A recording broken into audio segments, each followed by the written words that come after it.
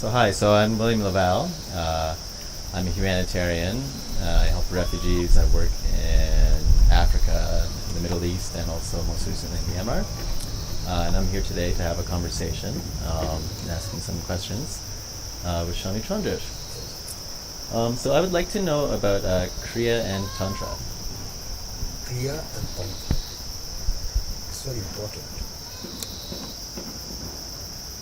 There are two Sanskrit words. One is called karma, other is called kriya. Karma means general action. Any expression through our senses, mind, our body, we call it karma. Both the words have come from the root kri, Sanskrit root kri. Kri means to do. Okay. So, action is life. Something is living, the proof is action. So, this is karma. But kriya, though from the same root, has a different connotation. It says that it's some sort of performances which help you to develop your spirituality. Okay. Any performance that helps you to develop your spirituality is a kriya. For instance, eating is a karma. Okay. But then again, practicing pranayama or say prayer is kriya.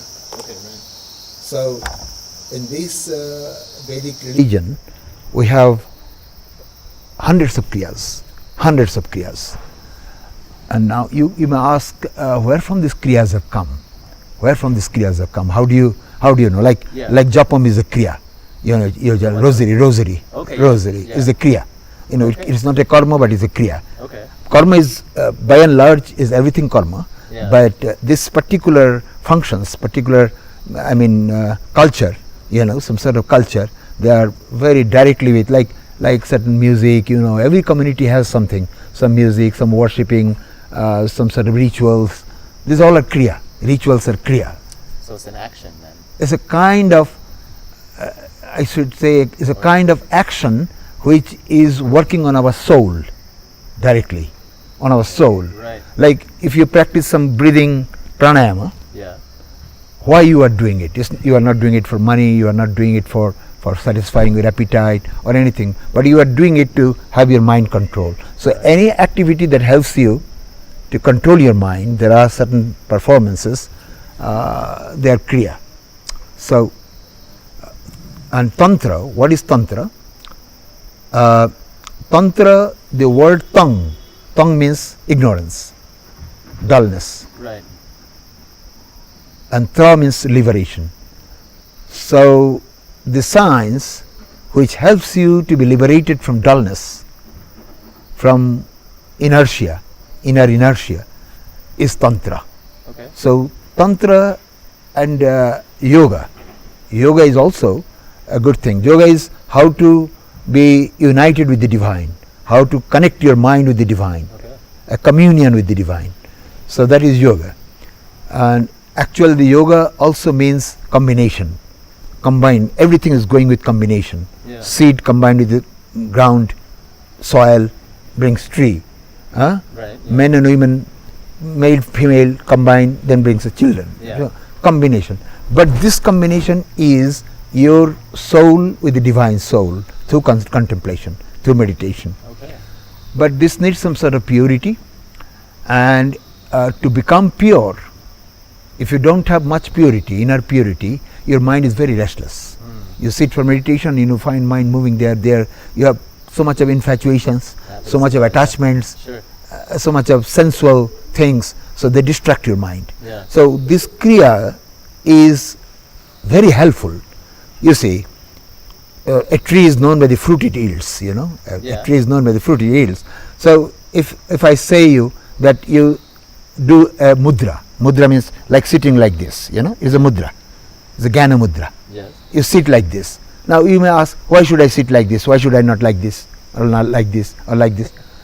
I said, no, this is verified by the wise people, by the people who have been researching on such a science, that when you sit like this, your mind gets tranquil. Oh, really? Okay. Anytime you can try. Yeah. These 2 points, when you do like this, you will find your mind gets tranquil. So that's what you'd recommend for new, like. This is a kriya. Yeah. This is a mudra. Okay. Then if you sit like this, it will be a mudra. If you sit like this is also a mudra. So there are several kinds of positions of the body and performances, like worshipping fire. The ancient system in many communities also they worship fire. Yeah. So worshipping fire is a kriya. Somebody say, oh, what do you get? What do you get by worshipping fire? This. It is a matter of verification. When you verify, you can understand within your soul that how it works on you. So it gives you some purity. So that way kriyas are helpful for making the mind settle down. Right. Very restless mind settle down. It is very much like I gave generally an example that some people are trying to turn a stone. 20 people trying. Yeah. But they are not being able to do that. Then 2 young men comes with a lever. And he says, sir, give us chance. So with one lever, 2 people, they can turn the stone, Yeah. Exactly the same thing. You try yourself to concentrate your mind. Concentration is so important. Right. A personality is all because of his concentration. The more you are devoted to your subject, whatever subject you are dealing with, the more you are devoted, the more you have interest, the more you have inspiration, more you have concentration and industriousness in that subject, the better the success. So concentration, how to develop concentration. So kriyas help concentration. Generally people try with their discrimination to control the mind. Yeah.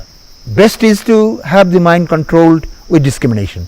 But if the discrimination is not powerful enough, there is so much of infatuations, there is so much of attachment, the mind is drawn by the world very fast. In that case, if you practice little kriya for 10 minutes, 15 minutes, you will see immediately mind is withdrawn.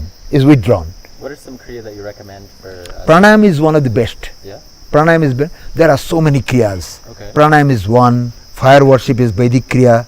Pranayam is Hatha Yoga kriya. Yeah. We can come later on about health. Then we will talk about Hatha Yoga. So Hatha Yoga kriya, and there are many mudras, and there are several asanas, and one of the best asanas is to sit upright. Sitting upright itself is a kind of kriya. Okay.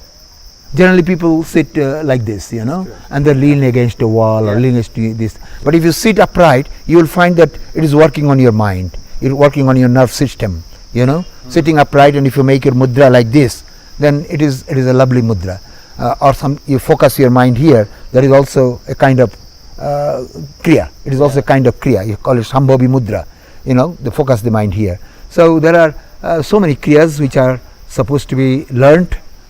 Somebody knows, can be taught. Yeah. I can teach you some kriyas too, if you are interested. Yeah, but at the moment, let us talk about the theological part of it. Okay, sure, theological part of it. So there are so many kriyas. Now you have asked me about kriya and tantra. Yeah. So tantra is a vast subject. Its main purpose is to have your mind controlled and the latent powers, the sleeping potentialities that in a human being, the spiritual potentialities, to kindle it up, to rouse it, to bring it to action, activate it. Yeah. So tantric gurus, they have used almost everything in the world. They have used everything for making your mind stronger and powerful and steady. The first thing is to have to make the mind steady. For instance, a place, a fearful place, say for a cremation ground or a burial ground, a solitary place where people might get scared, scared. So tantric gurus will tell you to go to that place, sit, do some figure, diagrams. In Tantra, diagram is used very greatly. Geometry. Yeah. Geometry is very greatly used. Geometry, color, and all diagrams.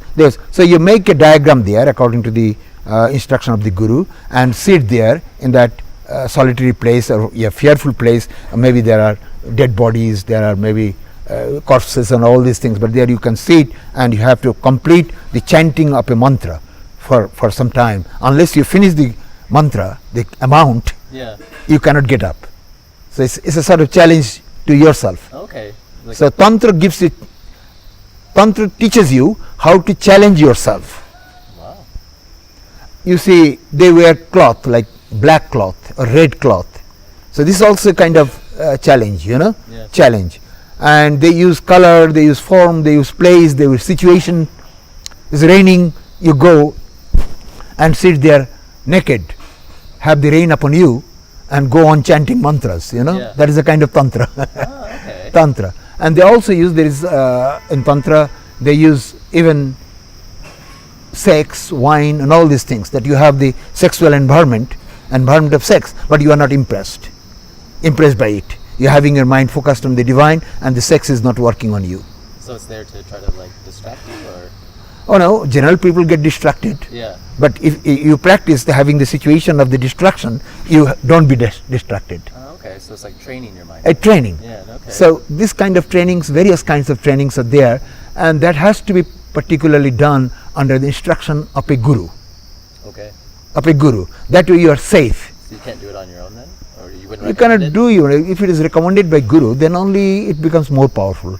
Okay. If you are doing yourself, it's like learning music yourself. Yeah. But learning music from a musician has some different effect. Sure, that makes sense. Yeah. So every subject is like that. Every subject needs some sort of trainer. So because that way you get more confidence, and also the divine grace. Yeah. Divine grace, because your purpose is superior. Your purpose is beyond mundane world. So something. So that way Tantra is a very ancient art, and the introducer of Tantra is called Shiva. Yes. Lord Shiva, the God Shiva, God Shiva. Then again the Shiva has an incarnation once upon a time, and he introduces science called Tantra. So there are so many books on Tantra, 160 books are available nowadays. So out of which you can have in the market Mahanirban Tantra, Okay. Kularnava Tantra, Mahanirban Tantra, and Kularnava Tantra translated by Sir John Woodruff. Okay. His also another name is there, Arthur Avelian. Arthur Avelian is a British, Yeah. and he was Chief Justice of Calcutta High Court, and he was practiced Tantra, and he has written several books on Tantra. Wow. So he has translated very famous, and these books are very interesting. How to deal with Guru, how the Guru will give lessons to the students, and how a student will behave with the Guru, and what is yoga, what is meditation, and how one should chant mantras. Purascharan means constant chanting of mantra, and by which you can rouse your sleeping power, Kundalini. So the perception of Kundalini, the sleeping divine power, has come from the Tantra, and the 7 chakras have come from Tantra, not from the Veda. Okay, I didn't know that. Huh. It's tantric perception. Okay. These 7 chakras with their gods, goddesses, with their mantras, particular mantra. Yeah. Each chakra and location. These all have come from Tantra. Ah. So most of the books in Tantra, you will find dialogue between Shiva and Parvati, his consort. Right. So they have been talking, asking questions and answering, and all stuff. So Tantra is not a philosophy. Like Vedanta is a philosophy, Yeah. yoga is a philosophy, but Tantra is not a philosophy. It is performance. Okay. All performance. You directly come to practice. You have to come to practice. So that's how it's related to Kriya then. Kriya. Okay. So it has 100,000 kriyas. 100,000 kriyas, and all kriyas are effective if you know how to do it. Right. If you know how to do it, how to apply it, it has to be exact. So if application is right, it becomes right. Then Tantra has 2 parts. One part is for realization of the supreme inner light, inner realization. Another part is somewhat like your shamanism. They want to perform, they want to accomplish their task, by that. If somebody is sick, you can use Tantra for removing sickness. Or you can make somebody sick if you want. With Tantra. With Tantra. You can kill somebody, you can make somebody sick, you can make somebody distracted. Ah. All sorts of things are there in Tantra. So that's why people are scared of Tantra. So that's why you should. A lot of people are scared of Tantra. Yeah. Okay. They say that from afar they can chant mantras, all abracadabra, all sorts of things, Yeah. and they can work out, Okay. So that sort of things happen. Actually, it can be done, But these days, people having different kind of education, technological things, science advanced, So people avoid all these things, but this is still existing. The negative part is all black magic, you can say. Yeah. Tantra has a lot of black magic, and this black magic part is one part. It's called Abhidya Tantra, distraction. Good people, those who are tantrics, good tantrics like Gopinath Kabiraj and several other tantrics are there famous, Bama Khapa, great tantric saints. They don't go to that part. They go to realization part.